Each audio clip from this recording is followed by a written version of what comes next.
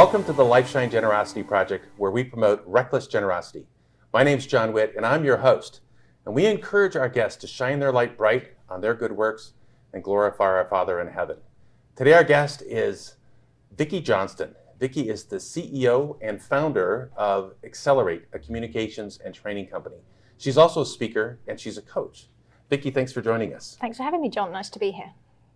Viki, we're going to talk about generosity, but before we get into that, can we talk about Exelorate? Where did that come from? Can you share a little bit about what that is? Yeah, sure. Yes, thank you. So, I've had my business, I've been self-employed, I guess, for nearly 20 years.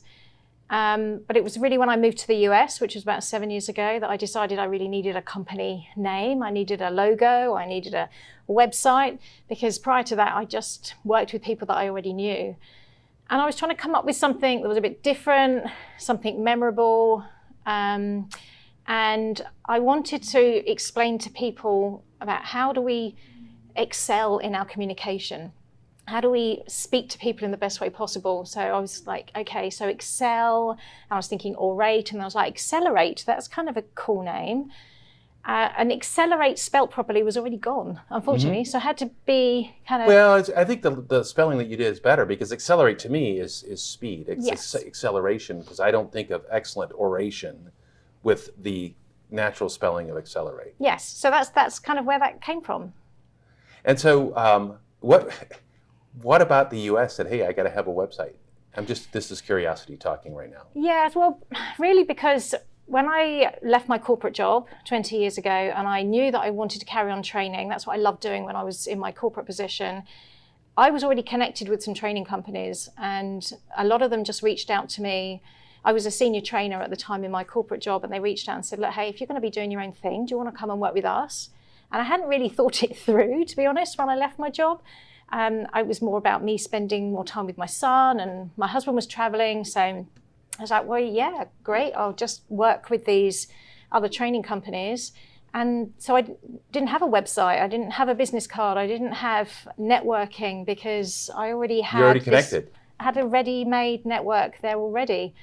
And it was only when I moved to the US that I had to kind of wave goodbye to all of those people and rethink and reinvent myself a bit. So I had an opportunity to do that. Yeah.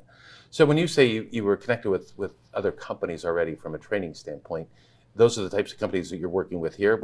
Share a little bit about who most benefits from your services. Yeah, so at that time in the UK, there were other training companies. Part of that business was in the aviation security industry, and the rest of the business was in leadership training. So I worked with other training companies delivering their material. And when I moved to the US, I decided that I really wanted to work on my own material and deliver my own training. I love designing games and fun activities in training. So my development is always about how do I get people in the room, grab some flip chart, play some games, let people practice, let people learn.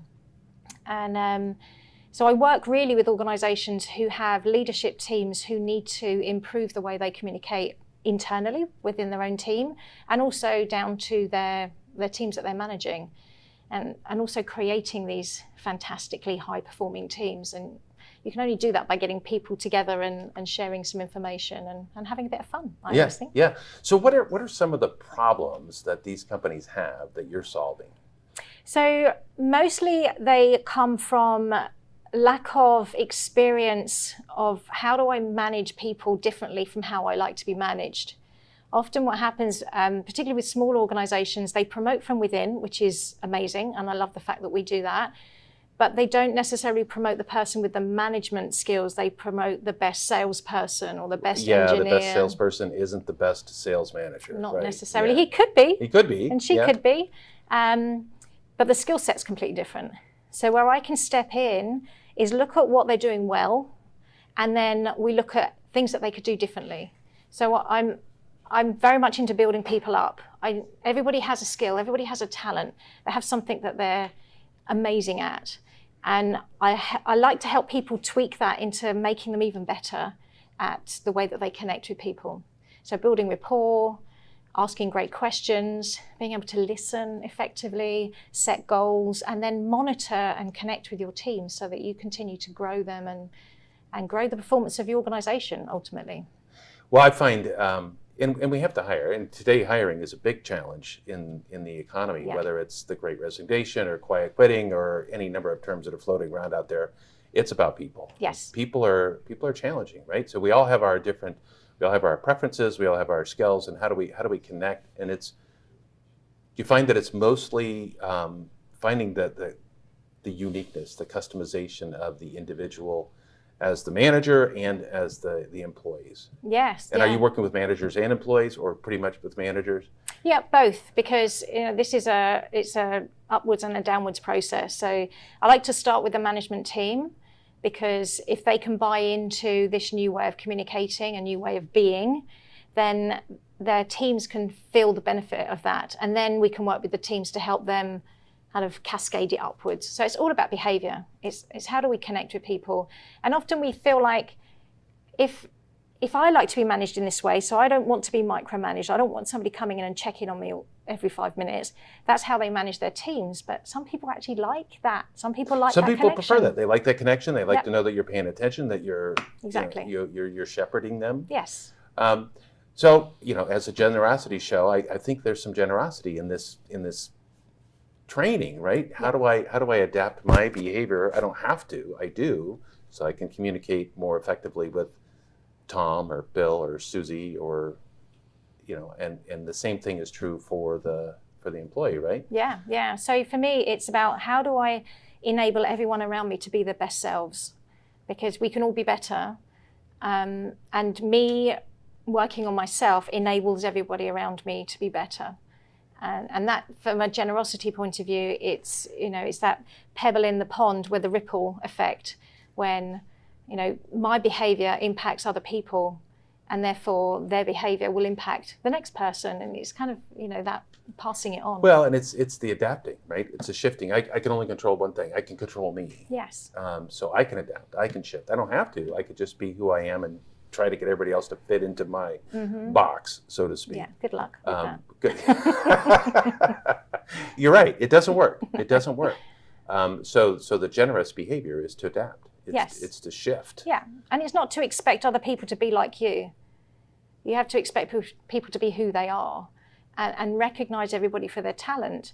One of the big issues that I find with lots of managers is they're saying, but they don't do it the way I want it done, or they don't do it the way I would do it. It's like, well, maybe they have a better way. Have you ever thought about that? Allowing them to utilize their skills enables them to find a better way of doing something, or a different way of doing something, and also enables them to learn. And that's what it's about for me. As a leader, I don't know that anybody does it, quote, my way. Sometimes I'm pretty hard on myself. I don't know, if my way is the right way. But what I want to do is I want to find somebody who can do it well enough. Because if I can find somebody who could do it well enough, then I can go focus on other high-value tasks, as opposed to having to get stuck doing just that thing. Yeah. And often I think it's do it well enough to get started, and it will get better. Yeah. Right? Through work, they're going to get better at it regardless. Exactly. Continuous improvement is what we're trying to achieve. Exactly. But you have to have a generous mindset to be able to do that. You can't have a control dictator model and work. And yet, I think it's, for us, we understand that, but there's plenty of that out in the marketplace. Oh, for sure. And one of the things that really opened my mind was becoming an NLP master practitioner. And that idea of, I've always been into personal development and self-growth. It's something I've been working on my whole adult life.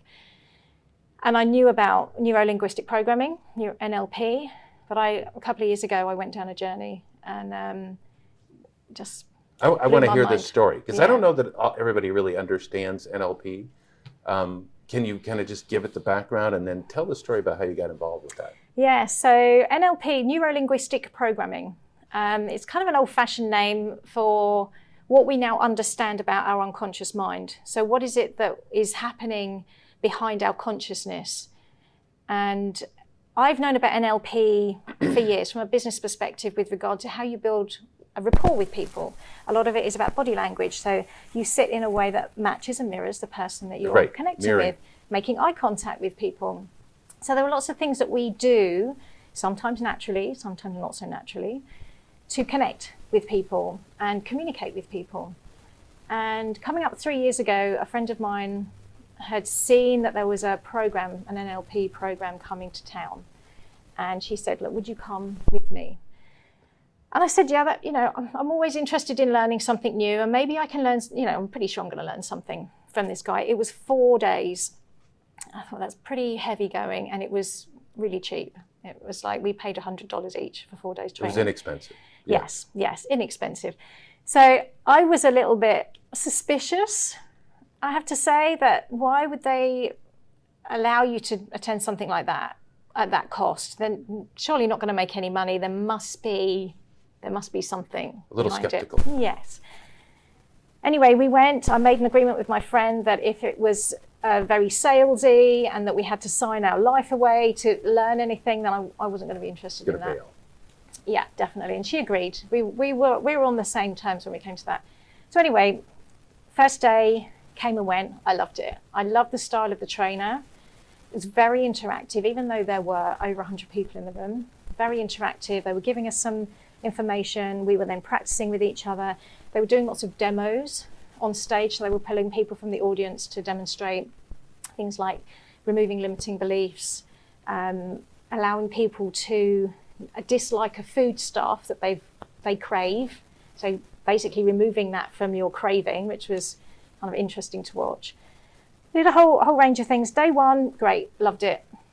Day two came and I said, okay, let's see what we can learn here. And that's when they started opening up and tapping into our unconscious mind and making us think very differently. And I was then questioning, okay, this is another level that I've never been to before. Still really enjoyed it. Day three came, again, really enjoyed the training, but I was getting a little bit suspicious about these people that were coming up on the stage and being cured of whatever their issue was so quickly. And the last day came and I'd had a great time. Definitely wasn't going to ask for my money back. I was very happy with the training that I'd received. But still that underlying, are all these is this clients, real? Yes. Right? Is this real? Is this really real? And so towards the end of the day, the instructor had said, we're looking for people who have a phobia. And if they would like to release that phobia, then, come up and let us know about this phobia. So I was like, okay. I've had a phobia of spiders my whole life. I don't remember not having a phobia of spiders. It's literally something I've gone through my whole life. My mum had a phobia of spiders, and I just put it down to her. She passed it on to me, or something must have happened. And I've always been afraid of getting rid of it, because you see it on TV and people like saying, here's the spider, here's the spider, here's the spider, or doing some terrible immersion type therapy where you had to, and you weren't ready to go down that path. I was never ever going to do that. So, but anyway, I wanted to test the training. So I put my name down and we went back and we sat down, and the trainer, very graciously thanked everybody for coming up with their phobias. He said, but Viki, I'd really like you to come up on the stage. And at that point, I just felt sick, because I thought, no, what? Why? Why me? Why me? Why did he choose me? And all I could think of was that these people had these food cravings removed. The last thing they did with them was bring this food to them to see if it actually and they're going to bring a spider to you. That's what you're thinking. So, but he obviously knew that's what I was thinking, as he said, we don't have any spiders. You're okay. Would you come up? I was like, oh no. So anyway, go up on the stage. I was probably there 10 minutes. I don't really remember the timing. We went through this process, and at the end of it, he asked me how I felt about spiders, and I was like, I don't know that I have any feeling really about them. Then he showed on the TV screen behind us this huge YouTube video of a tarantula, and I've never seen a spider, certainly not that close, not even on TV. I couldn't look at them at all. And I was just captivated, and I was like, oh wow, it's kind of cute really, it's furry, and he's looking at me and my friend's looking at me. And well, that was 3 years ago. I don't have my phobia of spiders. I'm now able to actually put them in a glass and put a piece of paper underneath and put them outside. I've removed my mum of her phobia, and it made me realise that even things that you hold on to because you're too afraid to let go of can change everything. It really comes down to those self-limiting beliefs. And, this was just spiders. Yeah. But where are the other areas where people really can benefit from NLP or from what it is, the elimination of self-limiting beliefs? Yes, exactly. And so when I thought about the work that I do and how I could utilize these skills, so it basically took me almost 3 years to get trained up in how do I do this? How do I enable people to experience what I experienced? And there are tools that we can use to help people realize that what they're holding on to, that baggage that they're holding on to from their past, they don't need it. And we don't say, well, pretend it never happened. We just say, what did you learn from it? What was the gift from that experience? And how do you use that to grow? And I now work with people one-on-one. And as I said, I got rid of my mum's phobia. I've helped a couple of other people with claustrophobia.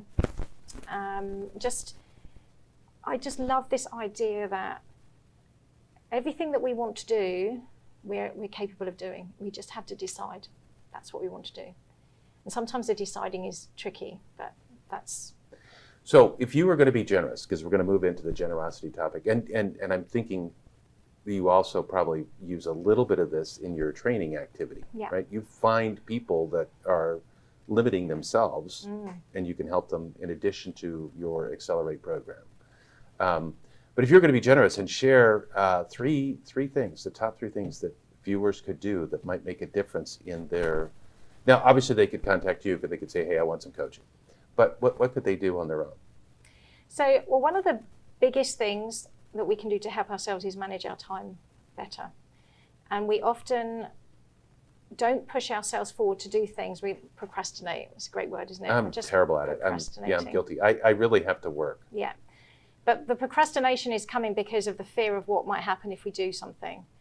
Either I'm going to be busier, or I'm not going to have time to do something else, or it's actually a bit scary doing this new project or taking this new step or learning this new thing. And if we manage our time better, then we can allow ourselves time to plan, and get ourselves ready. So we don't just jump in. If you're the kind of person that has to analyze everything and have to be sure, just manage that into your project planning, so that when it's time to happen, there's not the pressure of time, because often that's what happens with procrastination, is we wait until the last minute and then we have to get everything done. So just manage it. Just give yourself that time that you need in order to be in the right headspace. So that's one thing, definitely managing time.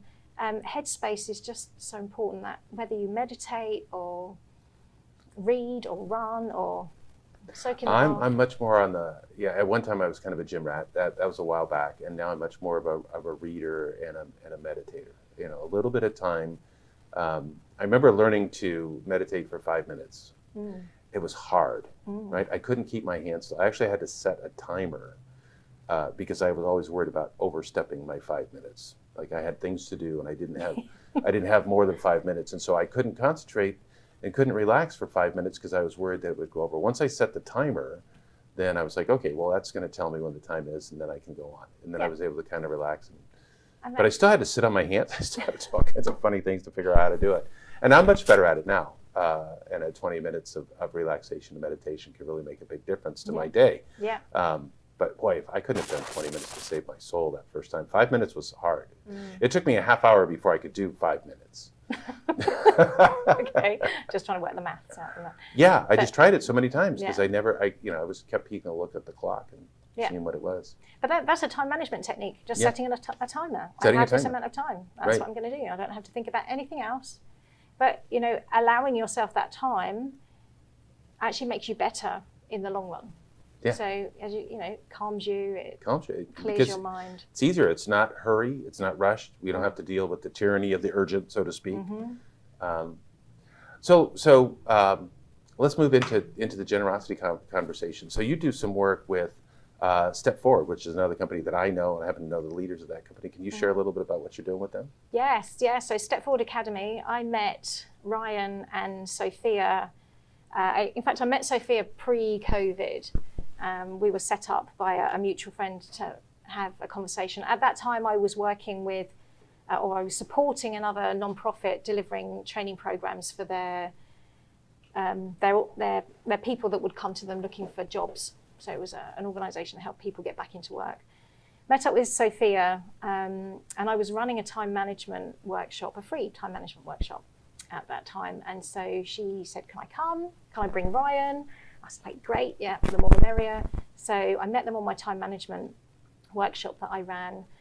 And Sophia and I just kind of connected, and Ryan as well. And then they set up Step Forward Academy, and they asked if I would help them with the time management training that I ran. So I now run, I think we do it once a quarter, and it's via Zoom.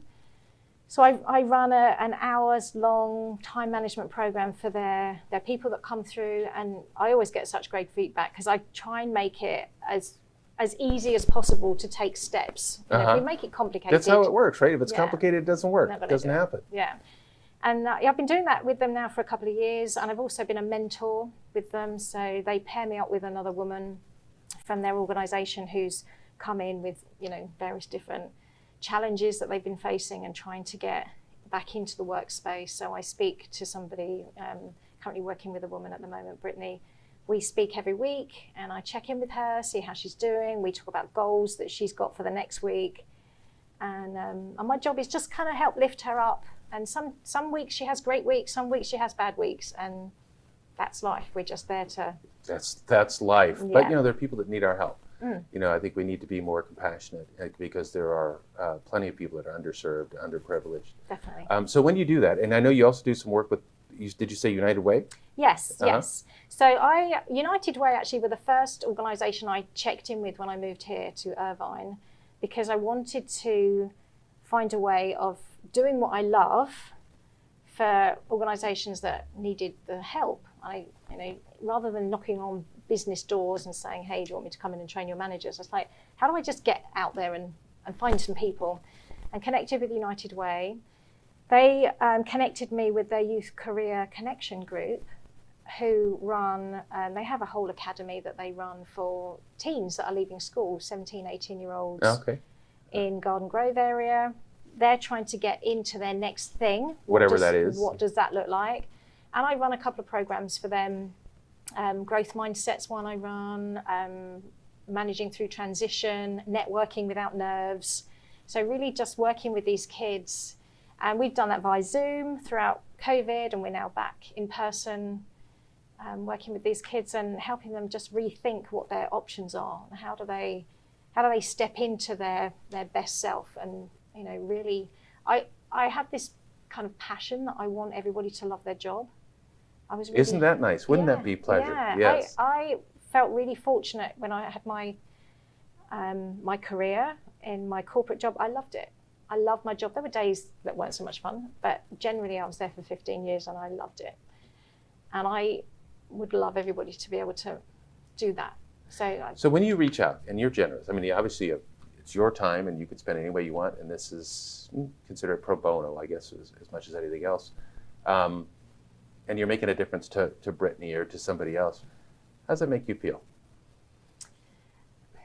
I wish I could bottle it. I wish you could kind of capture it and find a word and bottle it and sell it to people, because it's something you can't teach yourself to have. You just have to have that experience. And you only get it by by giving.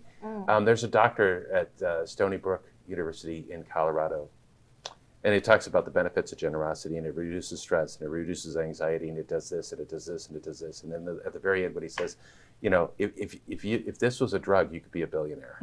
I totally agree. It's, if you're having a bad day, and you could sit and scroll through Facebook and watch videos of cats or whatever it is, try and cheer yourself up.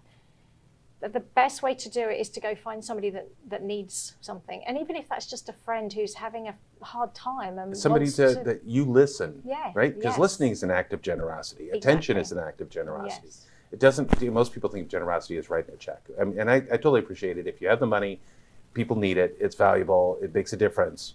But for most of us, I'll put me in that category. I'm generous with money to some degree, but I don't have millions. For most of us, it's kind of our behaviors, which is really, it's that act of giving ourselves, our experience, our wisdom, our time, that is really valuable. And then the joy that we receive is, again, if you could bottle it, it would be amazing. You'd be a billionaire overnight. You'd just be showering in it every day, wouldn't you? And I mean, it's one of those things that you overcome procrastination, you can overcome your own limiting beliefs, because when you see how other people, you've impacted on other people and what they've done, you believe anything is possible. It is such an amazing feeling, and I know I serve at a couple different missions, and when I walk away, I get in my car and I head home, I just feel like, wow, that was just such a good use of my time. There are 1,000 things I do with my time that aren't nearly as valuable and have those kinds of results. So now, do you ever notice that, and through that relationship and through your giving and everything else, that somewhere down the line, and it could be disconnected, I mean, it's not directly connected to that particular act or that particular thing, did you ever notice that somewhere along the line there's sort of a surprise gift that comes along and you're like, wow, I didn't expect that, but that was really nice? Yeah, I think I've been really fortunate, and then I have to kind of take a step back. I mean, I've lived in 4 different places in the last 12 years, and I have met the most amazing people in every place that I've been to. I have made lifelong friends, people that I can still stay in touch with now, and I just think that my whole mission, every time when I left home, I'd lived in the same place for 40 years of my life, and then my husband said, hey, we're moving. Going to the States. Well, we went to Germany first of all. Okay. So, went and lived in Germany for 4 years, then we have been in a couple of places in the States. I was like, oh, how am I gonna have friends? What am I gonna do? I love being around people. So I just thought, well, I'm just gonna go meet people, talk to people, listen to people, and I've met so many people, and some of those people, as I said, have become lifelong friends. Some of them I've had an impact, or they've had an impact on me, and we've gone our separate ways, and that's okay too. My whole kind of philosophy around it was, I wasn't out chasing friends, I just wanted to meet people. And if we made a connection, then that was great. And if we didn't, but we both learned something from each other, that was great too. I never had any expectation from these people, but I feel like I've met some amazing people that will always be in my life. They're kind of like my family away from home. Well, and it's interesting. And I moved to Portland a couple of years ago, so I'm rebuilding my network and everything else. And taking the very same approach, right? I just want to meet people. I want to build my network. I want to have some friends, and I got to find some way to do it. It was the middle of COVID, so it wasn't really easy. I'm a golfer, so I played golf. That's how I did it. But that's where opportunity shows up. Right? Opportunity shows up, you have a conversation, you build a relationship, you have some fun, and maybe you're able to help, or maybe you're able to give, and then all of a sudden this gift comes along. It's an opportunity, it's somebody that helps you with your house or your apartment, or any number of different things happen. And I really believe that so it's a little bit, you're more blessed to give than to receive. Givers gain, right? Yeah. And most people don't really understand that, but it's surprisingly powerful. I mean, I think that is the way the world works. That's and I'm not a big karma guy, but I think it's the way God works. I think it comes around, when you play it. So what you put out there will come back to you, and that goes with positive thinking. So if you are one of those people that everything is doom and gloom, and I've met people through my travels, I've met other wives similar to me, so what you would call a trailing spouse, which is, I'm just moving with my husband's job. And some of these women are miserable. I just want to go home. I hate it here. I don't know anybody. I don't understand the culture. And I'm like, I love it. I love the opportunity of finding out, ask people, where do I buy the best bread from? Because You know? I don't know. I don't know. I don't have any I don't idea. know what you're talking about. So, I have always come with that perspective of it'll work out, it'll be fine, it'll be good. It could be fun. Why don't we just enjoy the ride? And I've met other people that just find the whole thing terrifying. And, it's perspective. It's perspective. But when you're serving, when you're out helping, and you realize that you're making a difference, it's amazing what happens. Yeah. It just is amazing what happens. I really appreciate you sharing your thoughts and feelings on generosity, and I love the story on the NLP tigers. Before we, NLP spiders, I said tigers. I don't know where that came from. I'm still frightened of tigers. Yeah, I'm afraid of tigers. Thanks for sharing your thoughts on generosity. I just love that concept of being able to bottle it. Before we go, can you, I'm going to shift you back into work for just a second because I want you to be generous. I want you to be generous for our audience here. Can you share some things to avoid? 3 things maybe from an NLP standpoint, self-limiting belief standpoint, and then also from a communication standpoint. Yeah, I think the biggest thing that works across the board really is just allow people to be who they are and don't expect them to be you. So people are always doing the best they can with the tools that they have available to them. So be less judgmental, I think is kind of what I'm trying to say. Yeah, don't make assumptions. Don't make assumptions about people, don't judge them. Everybody's trying to do the best that they can, even if they're not to the standard that you would expect them to be. So there's definitely that. Other things to avoid is staying in your own head. So if you really want to connect with people, you need to kind of think outside the box. And it's not just about working on my agenda. If you're trying to meet and connect with people, if you're trying to work with your teams, open up the agenda. Say, what do you want? Ask questions, ask great questions, and then really listen to the answer. And then make a decision. Is that actually something we could work with? And if it is, then great. If you don't have to agree. And probably, I don't know, something else, I don't know whether I don't work on avoiding things, I work more on moving towards stuff. So, a big thing for me is asking for feedback. So I think, avoid thinking you've done a bad job or a good job. Ask.